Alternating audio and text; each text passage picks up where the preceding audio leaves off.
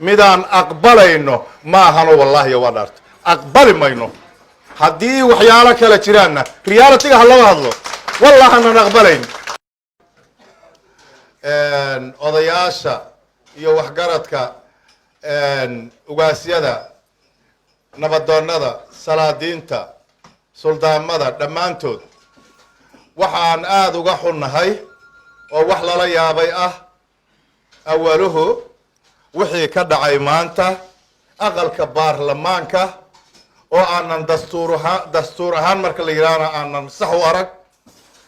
waxay aan ka digaynana aada u moodo in meesha laga hurinayo taasoo ah khalad aada u weyn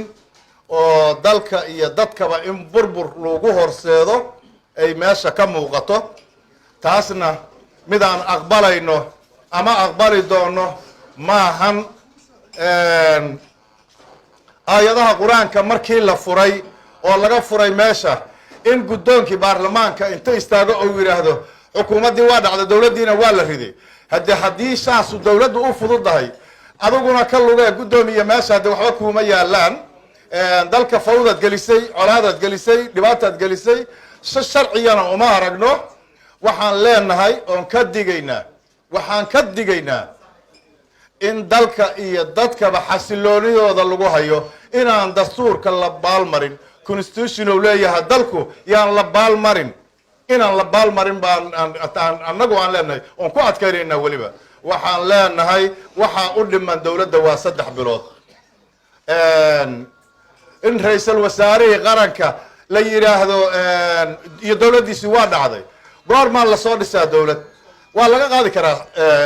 ra-isul wasaaraha xilka waa laga qaadi karaa laakiin waa goorma sharci ma tahay dastuuri ma tahay ma sharcigu gacantooda kuma jire dalka iskale waa wada naqaanaa dastuurkana waa wada naqaanaa sidaas darteed waxaan leenahay fawdada iyo maaragtay burburka iyo in xasilooni xumo dalka loo horseedo aan aqbalayno maahano wallahi waa dhaarto aqbali mayno haddii waxyaalo kale jiraanna reality-ga ha laga hadlo wallahi aanan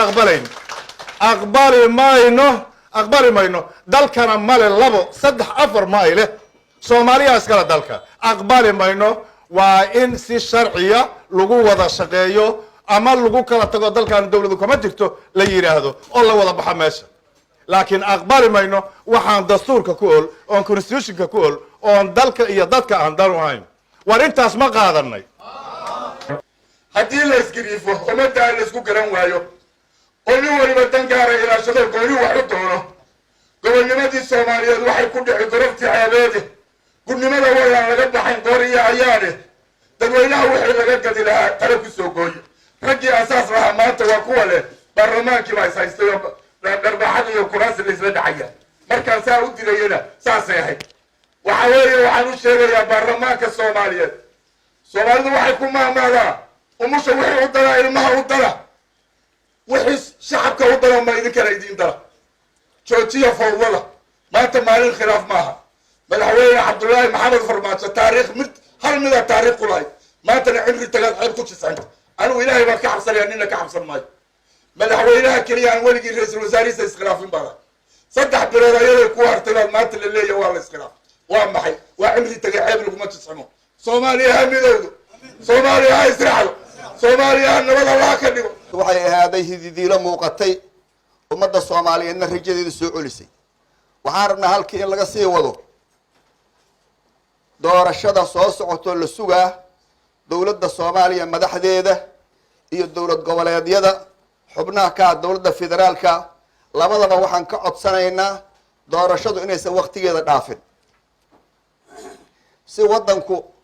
oo xasiloonidiisu ay usii jirto qalalaasa siyaasadeed aanu u dhicin iska horimaad looga nabad galo sidaasaan maaragtan ku talihaynaa annagoo ah dhaqankii soomaaliyeed odayaashii samadoonadii wanaagga kuwii jeclaay saasaan ku talinaynaa waxaan ka digaynaa wax kasta oo u eg ama ah dheeraysi saad og tihiin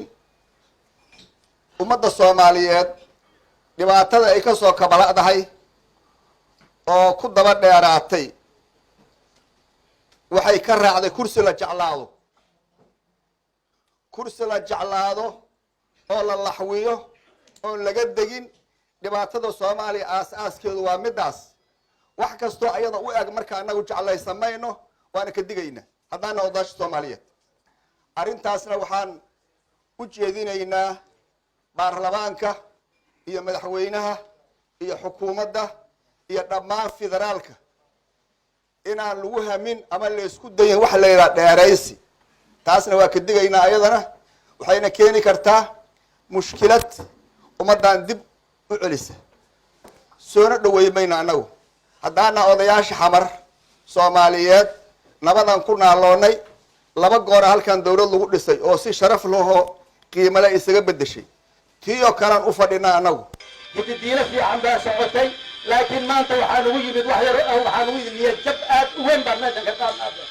runtaan idiin sheegaynaa baarlamaankow dalkii oo ciidamada Kenya ay dhinac ka haystaan ood horey uga bixin weyseen ood muxuu ahaa ummad Soomaaliya ay xasuuqayaan muxuu ahaa ganacsigeennii ay xasuuqayaan ateerooyinkii hormuud ay sidoo intay u galeen ee meel walba ay joogaan inaad maanta ayadoo 3 bilood dawladda ka hartay inaad fadqalalo aad bilowdaan oo ra'iisul wasaaraha ridnay. Soomaaliya uma cunanto, Soomaaliya uma cunanto. ayadaas barnaamijka isaga ah gudoomiye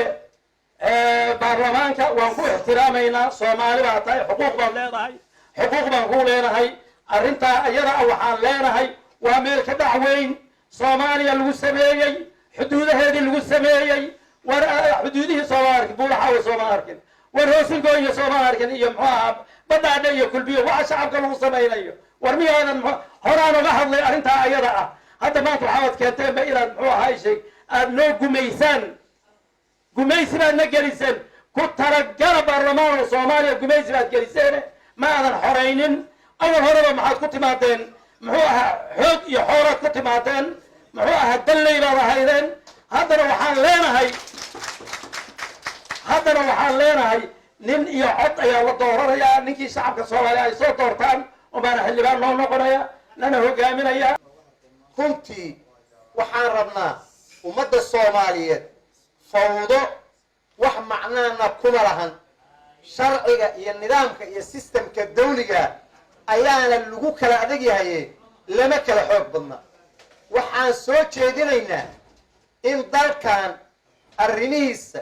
iyo masiirkiisa iyo wadatashigiisa iyo mas-uuliyaddiisa iyo dawladnimadiisa isla ogol in lagu dhammeeyo.